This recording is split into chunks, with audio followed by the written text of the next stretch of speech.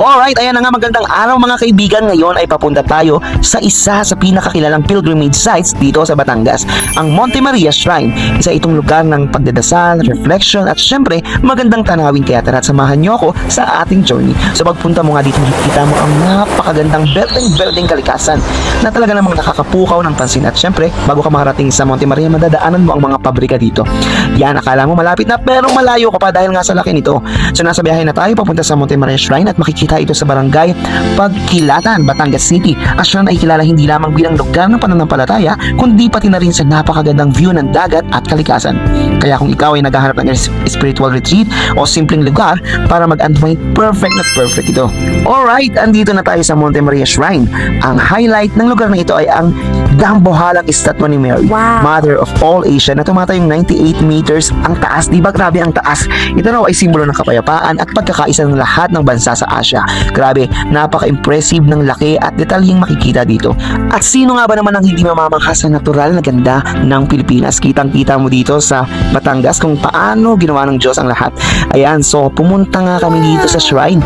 So tumaas kami dito sa 17th floor at nagbayad kami ng 150 pesos. So pagpasok mo dito, pipila ka, then maghihintay ka ng elevator. So sa case namin, may lumapit sa amin na staff, then nag-offer siya na kung pwede daw na hanggang 15th floor lang kami ibaba, din lakarin na namin yung dalawang floor. So syempre, dahil excited kami na makita ang paikot ng Batangas Bay.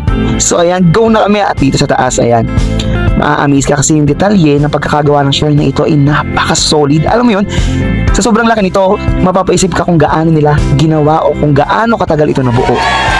Siyempre, as usual, kapag mga ganitong bagay, asahan mo na madami kang kasabay na kapwa motorista. Ang nakakatawa dito ay may palibre silang tubig. So ayan, inabot nga tayo ng gabi at mas lalo mong makikita ang ganda ng Monte Maria Shrine. So ayan, kapag nandito ka sa baba, makikita mo kung gaano kataas itong shrine na ito. So dahil gabi na nga, punong-puno ng pailaw dito, para kang nasa fairy tale. Alam mo yun, yung tipong pagniningningan yung mga ilaw, tapos yan, pwede ka dito maghiga-higa o mag-chill-chill.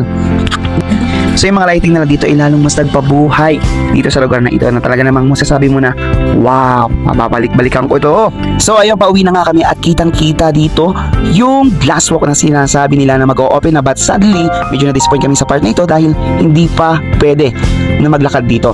Except kung ikaw ay isang VIP, so kailangan magbayad ng almost 10k na valid naman for 10 years.